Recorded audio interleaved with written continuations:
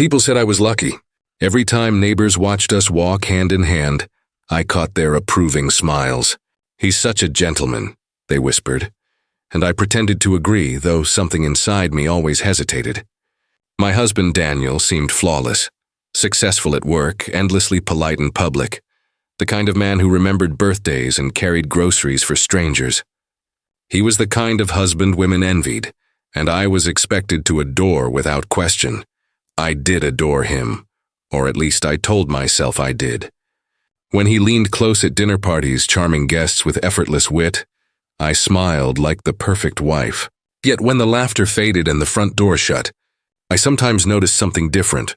The sudden silence, his eyes darkening, his posture stiffening as though the performance had drained him. "Long day?" I once asked, lightly touching his arm. He gave me that quick, perfect smile. "Just tired." "Don't worry about me."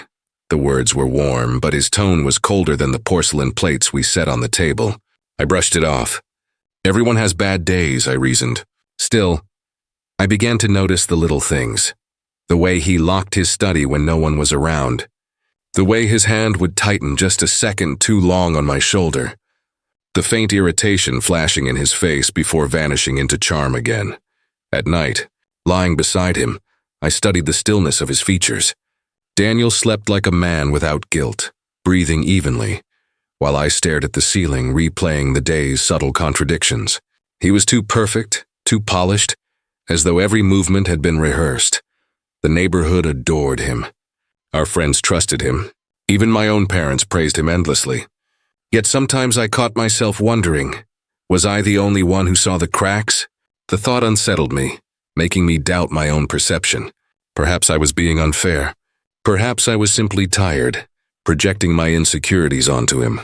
But in the pit of my stomach, a quiet unease lingered, like a shadow that refused to disappear even in the brightest light. And that unease, though small, was the first seed of doubt that would change everything. The unease I once brushed aside began to sharpen in small, almost invisible ways. At first, it was nothing more than the sound of Daniel's phone vibrating at midnight. He'd rise quietly from bed, slipping into the hallway, his voice low and clipped. When I asked the next morning who had called, he would laugh, kiss my forehead, and murmur, "Just work." Nothing to worry about. I wanted to believe him. Everyone worked late sometimes.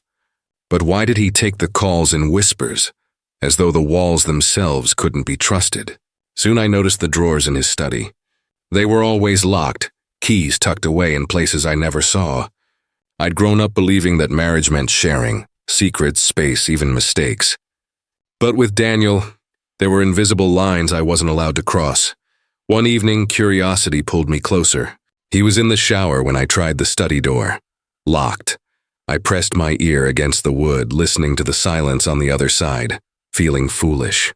When he stepped out minutes later, towel draped around his waist, his eyes flicked to me with something sharp, before softening into that perfect smile. "What are you doing, love?" he asked. "Nothing," I replied too quickly. He chuckled, but his gaze lingered longer than it should have, leaving my stomach twisted. And yet, I told myself it was all in my head. Maybe I was paranoid. Maybe marriage was simply full of boundaries I hadn't expected. Daniel was kind, attentive, admired. How could I doubt him without proof? Still, the irritability appeared. Small at first, a clipped response when I asked about his schedule, the tightening of his jaw when I pressed for details. Once, while preparing dinner, I casually asked, "Why do you lock your drawers?" His smile didn't falter, but his tone did. "Some things are private." "Don't you trust me?" The word stung. I nodded, ashamed, convincing myself I was the problem. Perhaps I was too curious, too sensitive, too ungrateful for the life I had. But deep down, something in his eyes unsettled me, a warning I wasn't yet brave enough to face. And soon, that hidden warning would leave its first mark. I told myself the unease was temporary, that every marriage had shadows. But shadows have a way of spreading. Until one evening, they finally touched me. It happened suddenly. I was in the kitchen chopping vegetables when Daniel walked in, his jaw tight. His voice carried that clipped sharpness I'd begun to recognize. "You moved my papers," he said flatly. I looked up, startled. "What papers?" "The ones on my desk." "Don't play games." I only dusted. Before I could finish, his hand gripped my wrist too hard, jerking the knife from my fingers.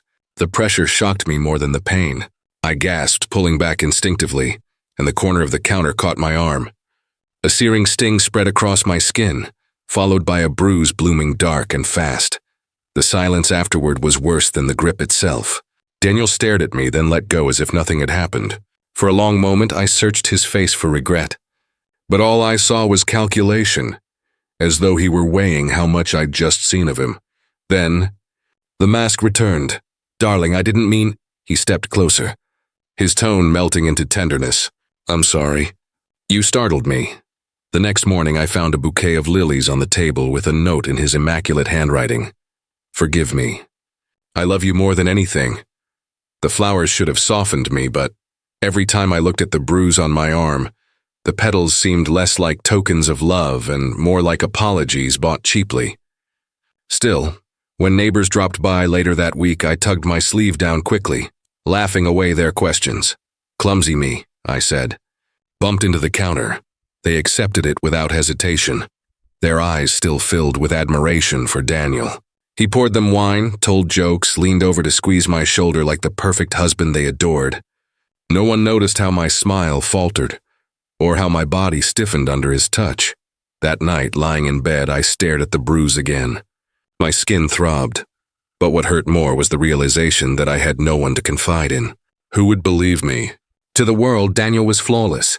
To me, he was something else, something I was only beginning to glimpse, and so I hid it, burying the truth under long sleeves and silence, even as the shadows inside our marriage deepened. But silence, I would learn, has a breaking point. That night, after Daniel's breathing settled into its steady rhythm beside me, I lay wide awake staring at the faint glow of the ceiling. My arm throbbed under the sleeve of my nightgown, the bruise pulsing like a secret I could not bury. I felt the tears before I could stop them, hot, silent, soaking into the pillow. I wanted to scream, but silence had become my only shield. So instead, I reached for the old leather notebook hidden at the back of my drawer. It wasn't much, just a journal I had started years ago, long before marriage, but it was the only place I felt safe enough to speak the truth. With trembling hands, I began to write. "He hurt me tonight. He says it was an accident. I don't know if I believe him anymore."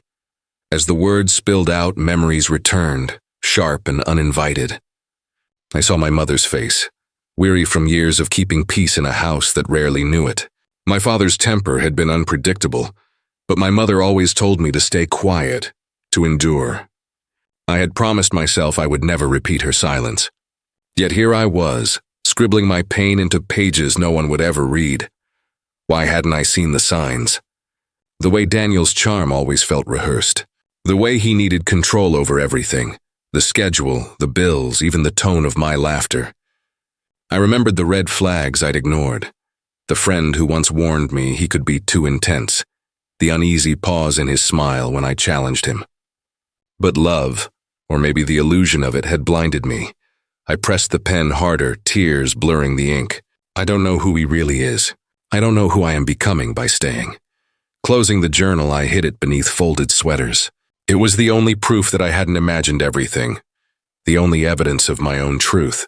If the world adored Daniel, at least these pages would hold the pieces of me he couldn't reach. As I drifted into restless sleep, I didn't know the journal would become my anchor.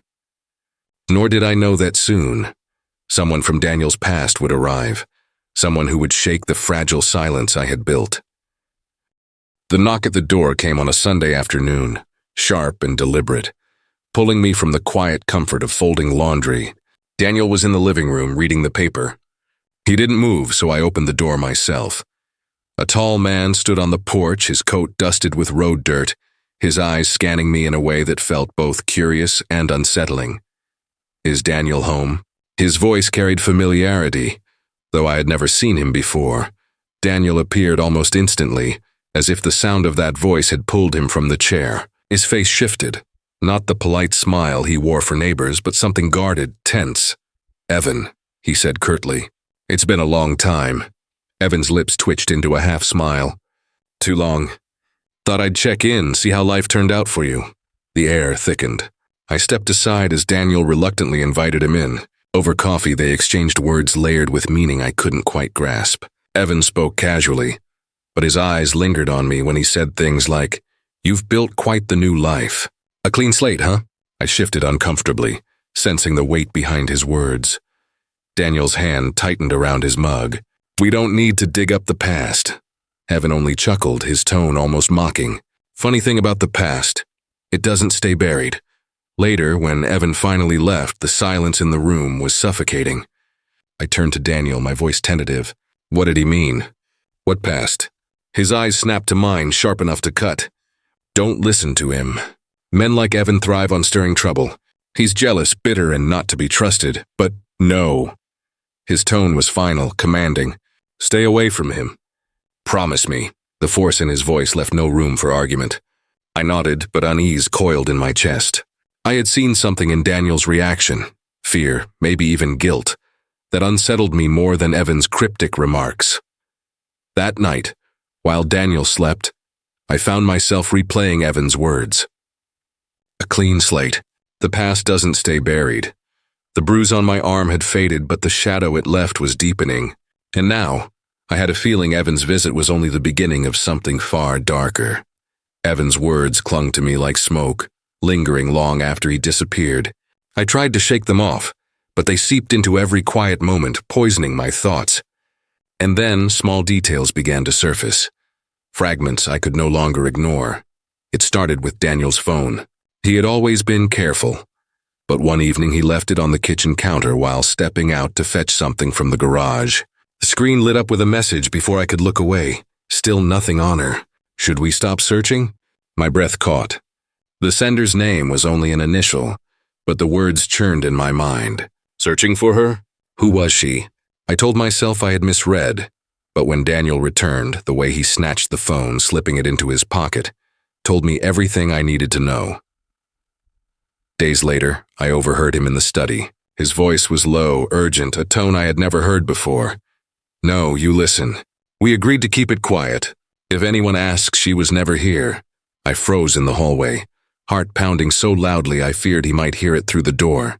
The conversation ended abruptly, followed by the familiar click of the locked drawer. Pieces began falling into place, but they didn't form a picture I wanted to see. Late-night calls. The sudden flashes of anger. Evan's warning about the past not staying buried. And now, whispers about someone missing. I dug deeper when Daniel wasn't home, careful not to leave traces. Old newspaper articles revealed something chilling. 3 women had vanished from the town where Daniel grew up. Their cases were unsolved, but one article mentioned a young man questioned briefly before being dismissed for lack of evidence. There was no photo, but I didn't need one. The description of his charm, his easy smile, it was Daniel. I sat at the computer, staring at the words until my vision blurred. My hands shook so violently I had to clutch the desk to steady myself. Could it be true? Had I married a man tied to disappearances? The perfect husband admired by all, hiding something monstrous beneath his mask? That night I couldn't look at him without imagining the shadows he carried. And yet when he noticed my silence, his voice was gentle, coaxing. "What's wrong, love? You seem distracted." I forced a smile, swallowing my fear. Because how could I confront him when I didn't yet know the full truth? But I also knew this.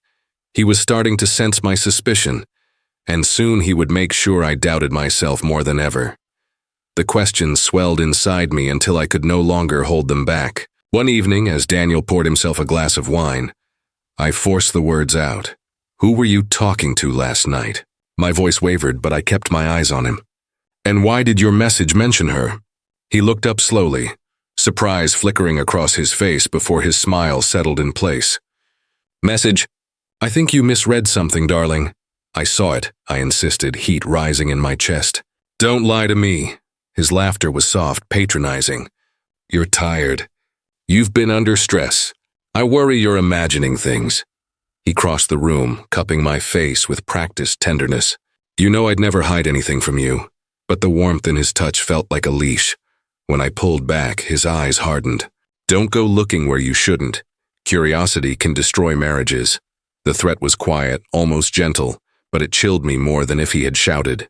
I nodded, swallowing my fear. though inside the questions screamed louder. In the following days, I found myself shrinking into silence. At dinners with friends, I barely spoke. When one of them leaned over and whispered, "You've been so quiet lately. Everything okay?" I forced a smile and said, "Of course." Meanwhile, Daniel dazzled everyone. He joked, refilled glasses, and brushed my hand affectionately as though nothing in our home was fractured. He was the man everyone admired, the perfect husband with a perfect marriage. Only I knew the truth hiding beneath the performance. At night, I wrote in my journal, filling pages with the words I couldn't say aloud. He twists everything until I doubt myself.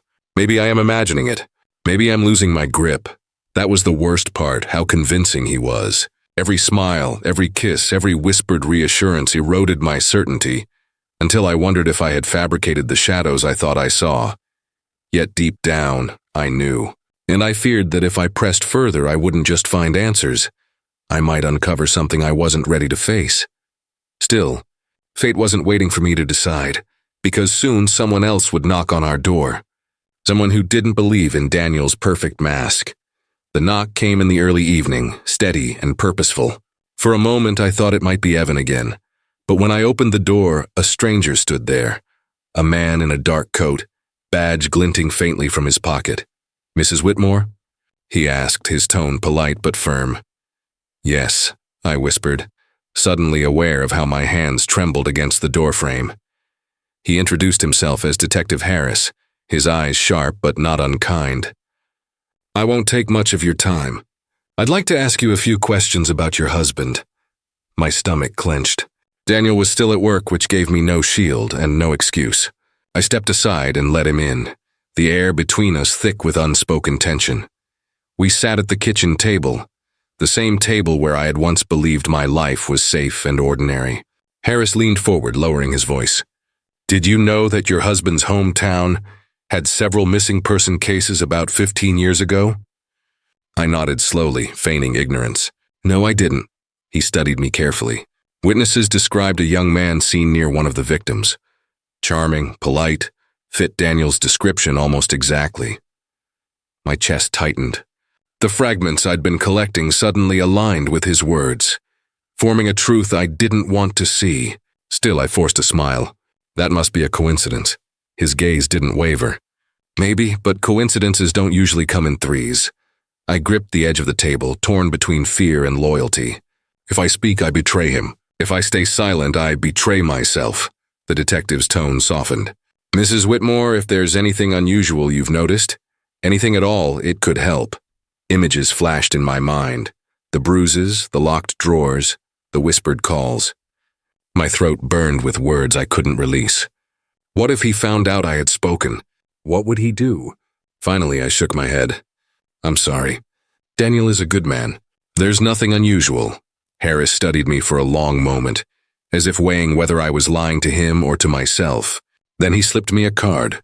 "If you change your mind, call me, day or night." After he left, I sat frozen, the card burning like fire in my hand.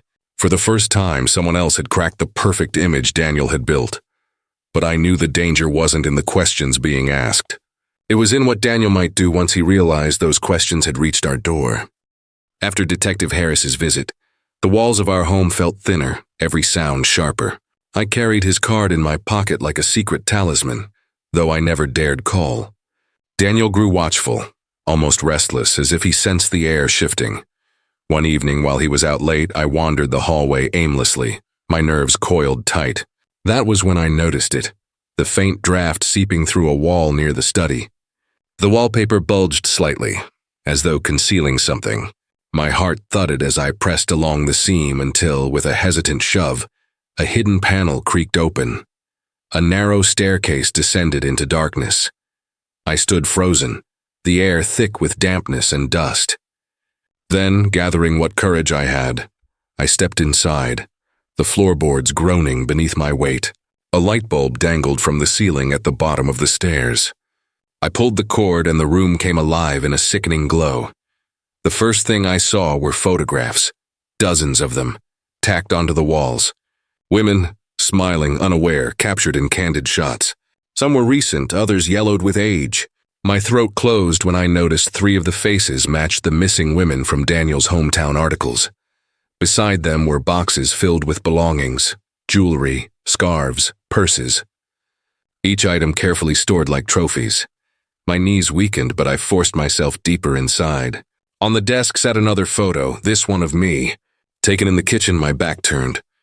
My breath hitched as I realized he'd been documenting me, too. The mask of the perfect husband wasn't just cracking. It had shattered. Footsteps creaked above. Panic jolted through me.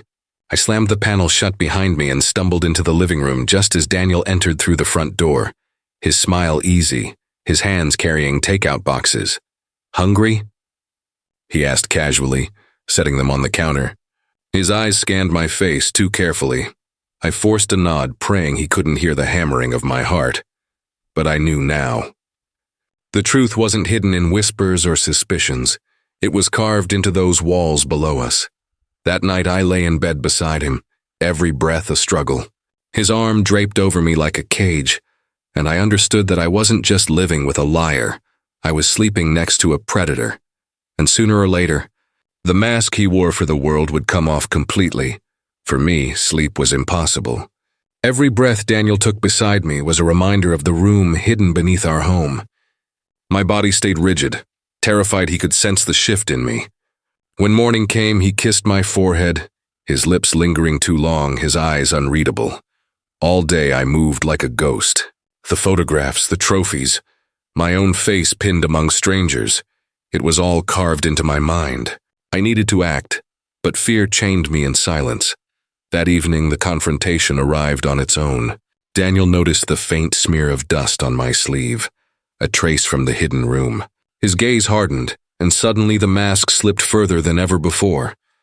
"You went somewhere you shouldn't have," he said quietly, his voice calm but deadly. I froze. "I don't know what you mean," he chuckled, shaking his head. "Don't lie to me.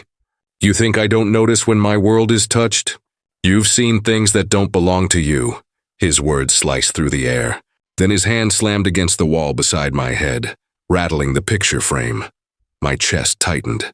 "Daniel, please just tell me the truth." His eyes blazed cold fire. "The truth." He leaned closer, whispering, "The truth is, without me, you're nothing.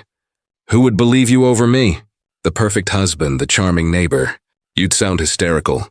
Tears stung my eyes, but anger began to stir beneath the fear. For so long, I had accepted his version of reality. But the images in that secret room were undeniable. "You hurt them," I whispered. "Didn't you?" For the first time, his expression faltered. Then his smile curved, chilling and deliberate. "Careful, love. Curiosity has consequences." He grabbed my wrist, squeezing hard enough to make me wince. I struggled, the room spinning with panic, but something inside me snapped. "No more silence. No more pretending, let me go!" I shouted, shoving him with every ounce of strength. He staggered back, startled by my defiance. The air between us was electric, dangerous. He wasn't just a husband anymore. He was a predator cornered, and I knew if I didn't act soon, I might never get another chance. That night, as he locked the doors and moved through the house like a watchful shadow, I made my choice. I could remain his prisoner, bound by fear and silence, or I could expose him, even if it cost me everything.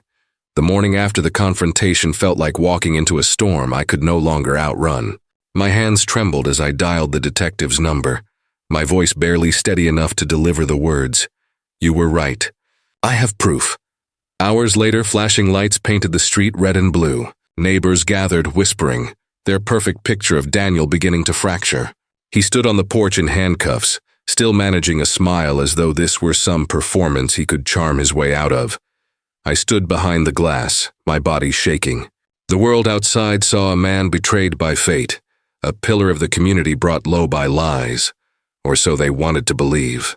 But I had seen the hidden room. I had heard his whispered threats. The mask was gone now, replaced by the monster he had always been. As officers led him to the car, Daniel turned his head and locked eyes with me. For a moment his smile widened, mocking, daring me to believe I had truly won. My knees buckled, but I refused to look away. He needed to know that his reign of silence was over. When the evidence was released, the whispers turned into gasps. Photographs, stolen belongings, Records tying him to missing women from his hometown. Each piece ripped apart the illusion he had so carefully built. The community that once adored him now recoiled in disgust, but their stares soon shifted to me. Was I complicit, blind? How could I not have known? Their questions burned hotter than the truth itself.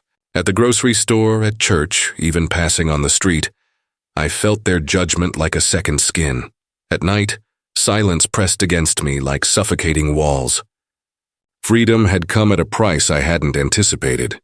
Yes, the world knew who Daniel truly was, but that didn't erase the years I had spent beside him, loving a mask.